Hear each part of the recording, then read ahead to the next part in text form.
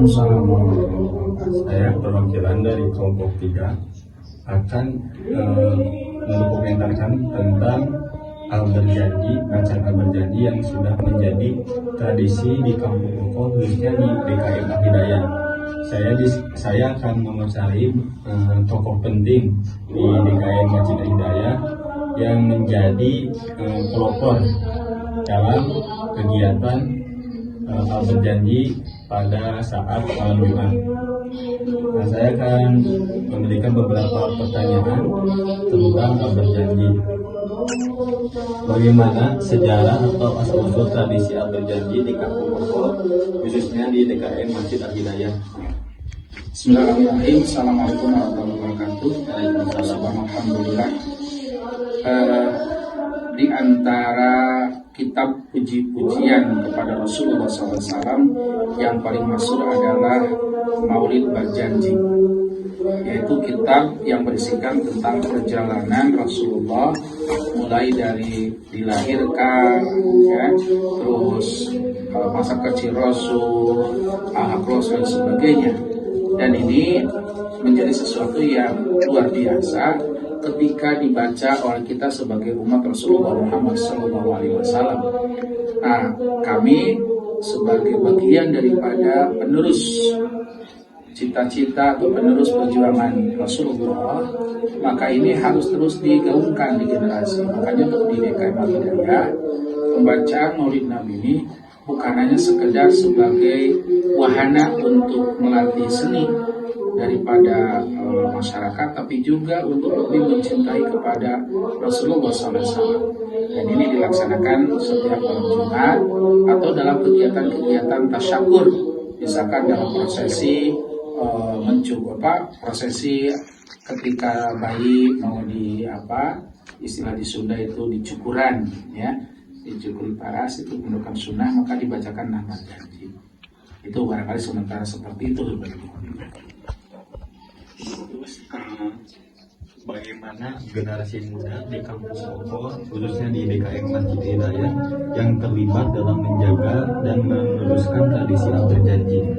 Syukur alhamdulillah, kita sangat bangga dan bahagia bahwa di saat sekarang kemajuan teknologi dan dengan budaya yang begitu pesat, di mana budaya-budaya masuk ke kita, budaya-budaya asing, budaya-budaya luar, tapi alhamdulillah sebagian besar anak-anak kita di sini sudah mulai ada memperlihatkan kecintaan kepada nilai-nilai sejarah nabinya melalui perjalanan berjanji ini.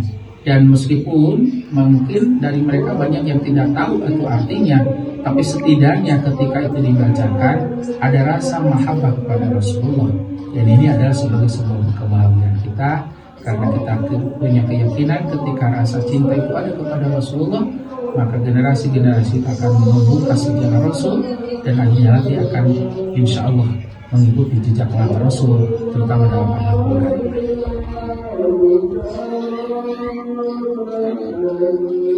Adakah pesan-pesan untuk masyarakat atau media sosial khususnya dari Pak Iman untuk meneruskan kegiatan berjanji? Pesan saya sederhana. Di saat sekarang bagaimana begitu kencangnya perkembangan medsos, maka kita juga jangan ketinggalan. Jangan, kalau misalkan sekarang di media itu banyak sekali viral lagu-lagu yang dalam tanda kutip ya banyaknya adalah hiburan, kenapa tidak? Teman-teman pemuda, teman-teman remaja, setiap misalkan bacaan berjanji itu dalam niatan untuk syiar, tak apa-apa dikomentasikan di medsos, itu bagian daripada dakwah kita. Dan ketika semuanya sekarang sudah mengetahui, mencintai, bahkan ikut berbarengan membaca, insya Allah keberkahan akan turunkan oleh Allah.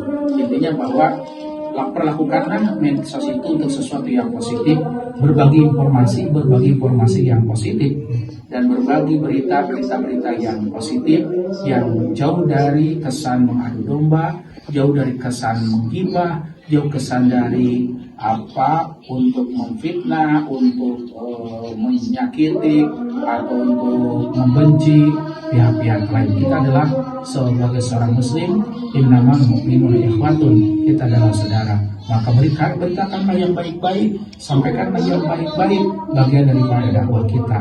Itu saja mungkin sebagai pesannya. Terima kasih. Ya, sama-sama.